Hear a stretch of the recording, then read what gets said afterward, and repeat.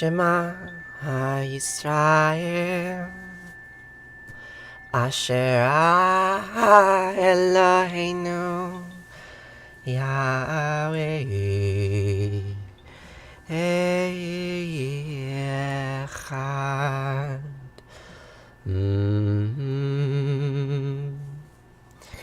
Vahafta et Anat Elohecha ובכל לבבך ובכל נפשך ובכל מאודך וחיוך הדברים האלה אשר נחיה מצווך היום על לבביך ושיננתם לבניך ודיברת בם בשבתך בביתך ובלכתך בדרך ובשכבך ובקומך וקשרתם לאות על ידיך וחיו לטוטפות בין עיניך וכתבתם על מזוזות ביתך ובשעריך וחיה כי בהחיו אלוהיך אל הארץ אשר נשבע לאבותיך לאברהם ליצחק וליעקב לתת לך ערים גדולות וטובות אשר לא בנית ובתים מלאים כל טובה אשר לא מילאת וברות עצובים אשר לא עשת והקרבים וזיתים אשר לא נתת והלכת ושבת הישמר לך פן תשכח את יורה אשר תשכחה מארץ מצרים מבית עבדים. Good morning. Good morning, my friends. How are you doing today? What is up? What is down? What is new and what is old? We repeat old words in this new moment because we can.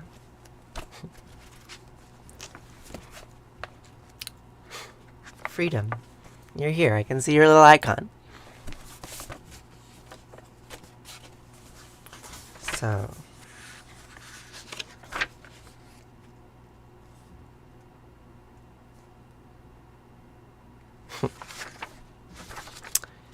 I think we're going to start this story over.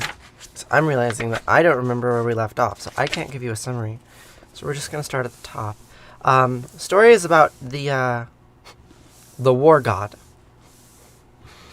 Good morning, Mama Bear. A backsplash in your kitchen? Well, that's exciting. What a luxury. Now your drywall will not get stained by soap suds. So we are going to start reading the story of Era and Isham. It goes like this. I raise my song for the son of the world's king and creator, of Eliel's heir, Hendu-Sanga, who possesses the soaring staff, who acts as a guide to all peoples and shepherd of the masses, of Isham, the righteous slayer, whose practiced hands wield his menacing weapons and make his terrifying axes gleam. It was when the god's warlord's Era was pacing up and down, motivated to engage in warfare, he said to his war weapons, "Come! Your faces with lethal poison. Cover your faces with lethal poison." To the 7 Sabiti, the matchless war gods, he said, "Take up your armaments." Then to Isham he said, "Into the wild countryside will I go. As your illumination can be seen, be the light that guides. As the gods march behind you, for you are the fatal sword." So, stand up, Era. When you conquer the countryside, how ecstatic you will be, how much your heart will rejoice. Yet Era was filled with lethargy, as that from lack of sleep, saying to himself, "Should I stand, or should I go off to bed?" And then to his weapons, "Stay there," leaning in the closet. To the 7 Sabeti, the matchless war gods, he raised his voice and spoke to them. "And all of you, return to your dwelling." He will remain at peace in bed, sporting with his wife, Mami. It sounds like much more fun than going to war. I much prefer to sport in bed with my wife. That is, until such a time as you, Isha, would go wake him. For he is called Engidudu, which means night-stalking lord. An example to royalty, bringing life's light to dead of night, who gives guidance to youths and maids, bringing serenity. Far different from this are the Sebeti, the matchless war gods, for at their unnatural birth were seen countless dire omens, exhaling deadly breath. Anyone seeing them is seized with fear, standing frozen in place. People are not able to go any nearer. Thus Isham acts as the gate, standing locked in front of them. Know that when the king of the gods, Anu, seeded the earth, that she bore him these 7 gods, who he called the Sebeti. And when they took their place before him, Anu set their fates. He called forward the first of them, and made this declaration. Any place you amass, and march forth, none will match you. To the second he said, Kindle like Gera, and scorch like fire. To the third he then said, You will take on the aspect of a lion, so that any who see you as such would crouch down in fear. Then to the fourth he said, May even the mountain take flight. When he faced the one who wields, to the fourth he said, May even the mountain take flight, when faced by the one who wields your savage weaponry. Good morning, Queen Posty. How are you? Then to the fifth, Be a gust of wind, and find the sky's edge. Then to the sixth, Trespass, high and low, show no mercy. And then to the seventh, he imbued with the serpent's deadly poison. And he said to him, You will bring down all living creatures. Then, after Anu had designated the fates of each of the Sebeti, he put them under the command of Era, the god's warlord, and then spoke, saying, May they stride side by side with you. So when the uproar of civilization is more than you can stand, and you feel in the mood to unleash your destructive fury, to strike down some of the people or some of Shakan's cattle, they will be your severe weapons, striding abreast with you. Excuse me. So, that is our introduction to the characters. We have Era, the war god who does not want to go to war, and the Sebeti, the 7 demons who are at his disposal, who very much do want to go to war. And to war they shall go, but with some lethargy. Good morning, Mandatory the Strong. How are you? What brings you to this little corner of the internet on this day of days?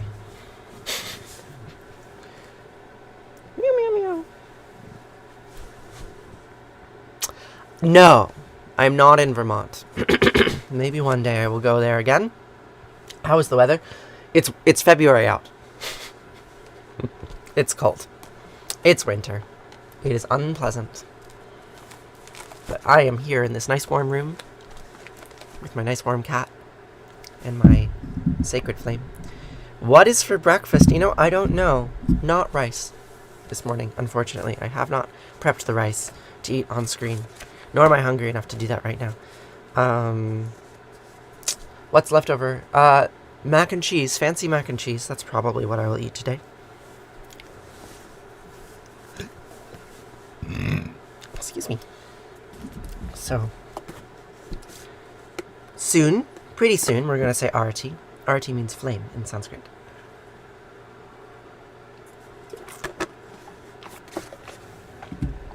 What are you up to today, Queen? Wink. That's better.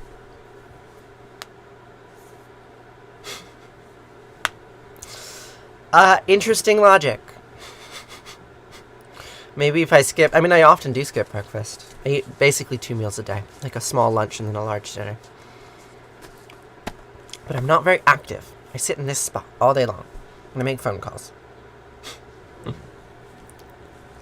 have many phone calls to make today. So, let's say Arati. The word Arati means flame. Here we have our flame. We'll praise the flame. It goes like this. Hello, Carlos. How are you? Greetings.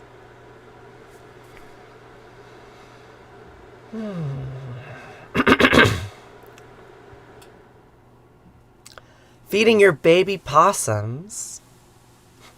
It's 1 a.m. Well, I hope you get to bed soon. And that you have a good night's rest with your baby possums. In the summertime.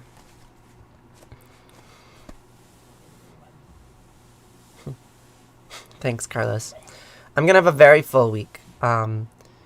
My friend Astrid, she's another TikToker. You might know her content. She's coming to visit me on Wednesday.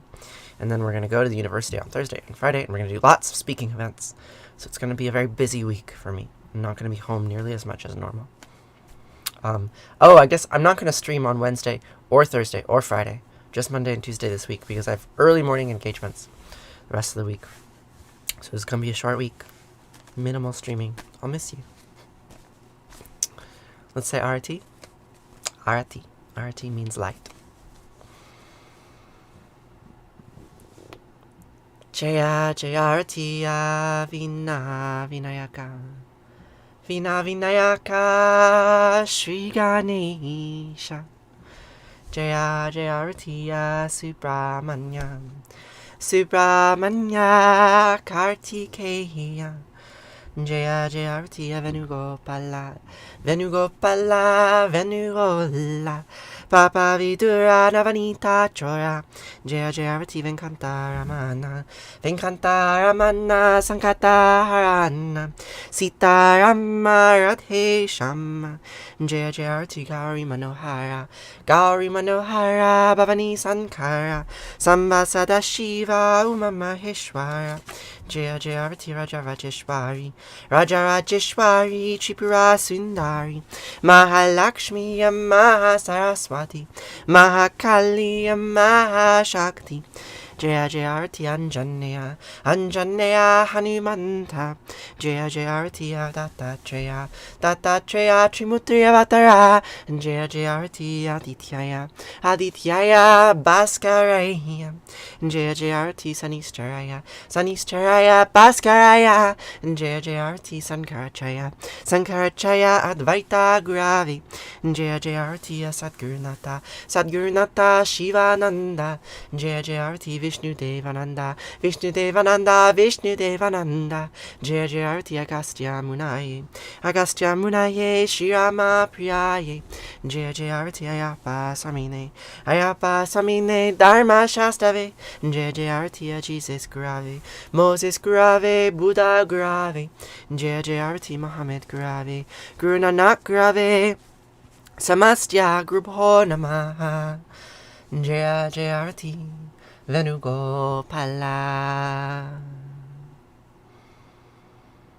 Natatrasya Bhati Natanjakara Tam Nimavidyo Bhati Kutoya Magni Twameva Bantamanabanti Sarvam Tasya Basya Samitam Vivanti Om Gange Kayamane Kaiva Govari Saraswati Narmate Siddhikaveri Hiyaha Namastitam Namo Namaha. Twameva Mata Japita Twameva. Twameva Bandusha Saka Twameva. Twameva Vidya Dravinam Twameva. Twameva Sarvam Mama Deva Deva. Kayena Vacha Manasendriyarva. Budyat Manava Prakriti Sabhavad. Karomi Adyad Sakalam Parasmahi. Narayana Iti Sarmar Payami. Saradam Ambravichayam Amikam Safradam Raja Amsva Sarva Papayo Mokshayami Masucha. Whatever actions I perform with my body, speech, mind, senses, my nature, my intellect, or my emotions, all these I dedicate to you. What if I feel ambivalent about them? I guess I can dedicate them to someone else. Jada seems to like them.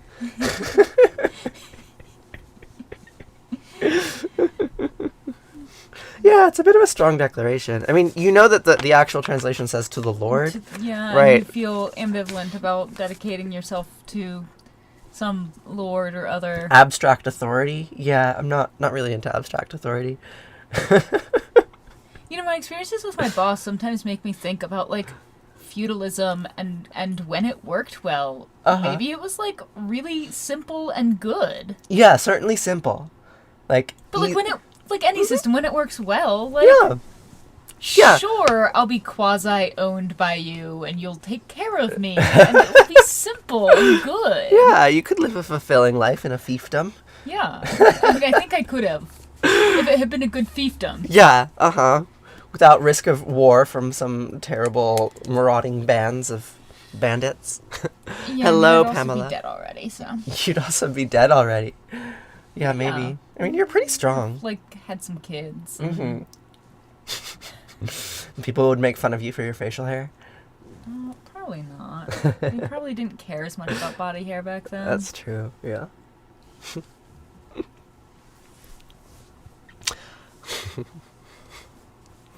How are you doing today, Pamela? So, we have one more prayer for the day. To start the day with, we need to grieve. Because the world is sad. And there were feudal peasants who were oppressed contentedly 500 years ago. Maybe, and we can say Kaddish for them. Did you just say nonsense on this show? Yes, I just say nonsense. I mean, it's not completely nonsense, right? Like, when I say this prayer, I'm like, well, who am I grieving? Like, sometimes there's, like, something acute. But, like, I'm actually, like, grieving the concept of suffering itself and, like, all of the different instantiations of it. I think about all the different lives that were lived and ended, and, I don't know, like, why do I say this prayer every day? Because, like, when the pandemic began and my grandmother died, I said it every day because, like, I was thinking about death really acutely. And then... That was just habit. It's just habit, yeah. But, like, I don't know. Do you think it's important to grieve strange things that, you know, might not seem terrible? Because there's suffering in everything. And if I acknowledge it, then I can, I don't know, experience it better. Where's Cat? Wait, so you want to experience suffering better? Yeah, absolutely. Like, I want to experience suffering without drawing away from it or without, like, responding to it, like, reactively. Okay, Buddha. Yes, I have dogma that was drilled into me when I was very little, and I've accepted it, or parts of it, and incorporated it into the memes that I spread. Like, what am I gonna do? Like, I'm just a person. Okay, I'll leave you alone. There's plenty to grieve since we have to experience it anyway. Yeah. Start with mosquitoes. Yeah, I mean, think about your life if you were a mosquito, right? Like, you're this incredibly delicate creature, and in all likelihood, you're just gonna get smushed, right? Like, you're not designed to be robust or like, it's just like a numbers game. Like a Zerg rush or something.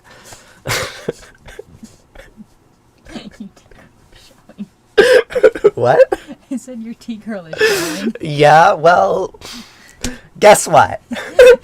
You know, I never actually played StarCraft. I just know the metaphors. Yeah. I never once played. I played a game called Populous that was very similar. No, I played through StarCraft. Uh-huh. When I lived at Eastwind. Mm-hmm. A Zerg rush, Jada. It's an old video game from the 90s that, like, is very popular because it's good. It was a pretty good game. Yeah. It's pretty well balanced. There's 3 different factions. They have different powers. You're a bad gamer, girlfriend. Maybe just an ignorant one. Resist the urge to smack the mosquitoes and remove on to resisting the urge to itch or sneeze. I don't know about that. Like, I think I'll smack them. I will cause them suffering and death, unapologetically. Because I recognize that their form and their function, like, has suffering built into it. Like, they're meant to be smushed, like, from an evolutionary perspective. Or, like, the mayflies that come up from the brook and just, like, in the thousands and just get eaten, and the swallows are just eating them. Like, they're just, like, so horny, and some of them make babies and most of them don't. Sex and death. Sex and death. Anyhow, that's our introduction to the Kaddish. Video games and dead bugs. We will mourn them all. So the mourner's Kaddish, it's a very old prayer. The words sound like this. Yitgadal v'yitgadash shemei Rabbah. Bi'alma divrachyote v'amlich malchute. b'chayachon uv'yomechon uv'chayed kol beit Yisrael, b'gala uv'zman kari v'imru. Amen. Yehi Shema Rabam v'arach li'alam olmei olmaya, yitbarach v'ishtabach v'yitpa'ar v'yirmam v'yitnaseh v'yitadar v'yitaleh v'yitalal Shema d'kudasha v'richu. Leila min kol birchata v'shirata tushbechata v'nechemata jemiran v'yama v'imru. Amen. Yehi Shlama Rabbamin Shemaya v'chayim aleinu v'yachol Yisrael v'imru. Amen. Oseh shalom v'imramav huya aseh shalom aleinu v'yachol Yisrael v'imru. Amen. Oseh shalom v'imramav huya aseh shalom aleinu v'yachol Yisrael v'imru v'imru. Amen. Thanks. I wonder about the relationship between Judaism and the printing press. What do you mean? Well, because we've been talking about how, like, when the temple was destroyed, they stopped having, like, a god. Right. And the word became the god. Mm-hmm.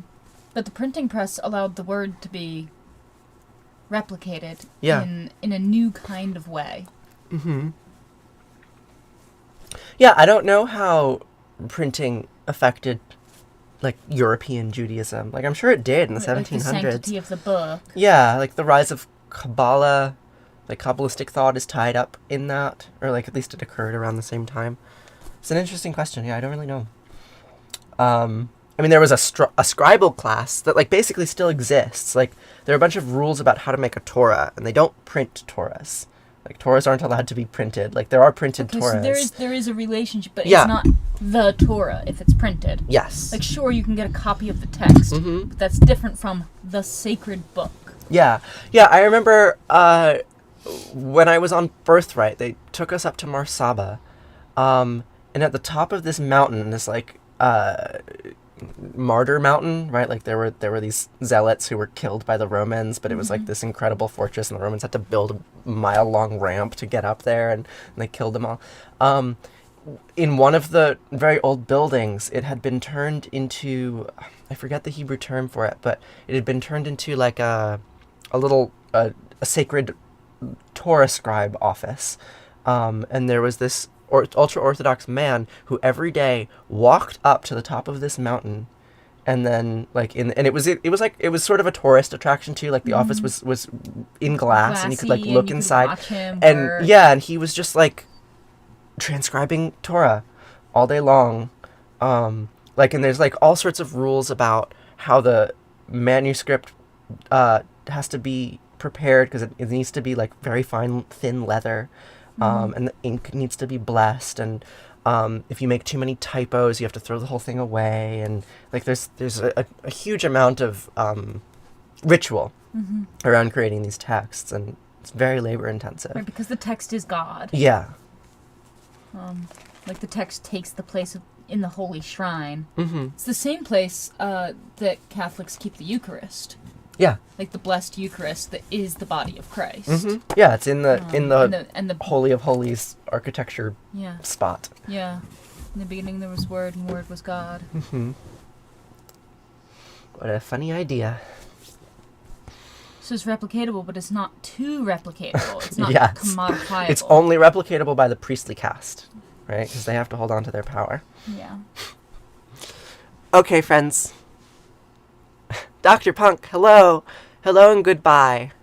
At the same time, it's time to go. You want to move that shelf? Mm-hmm. Okay, we're going to go move a shelf. Explain the Eucharist.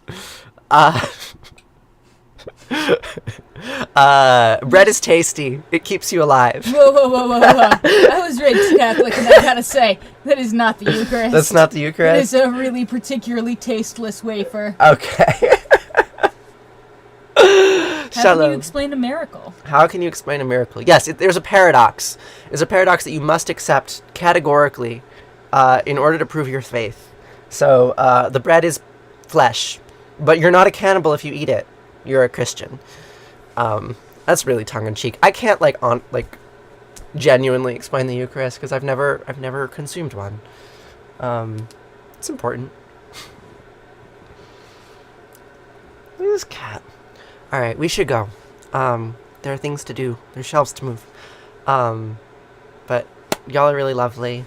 I'm only streaming today and tomorrow this week because Wednesday, Thursday, Friday I have events at the university. But on Friday, there's going to be a science communication panel. You can check out the most recent video I posted if you want to join that. It's like a interactive Zoom conversation, so that could be fun. Yeah, I will see you all tomorrow to say these words again. And I hope you have a really lovely day. Farewell.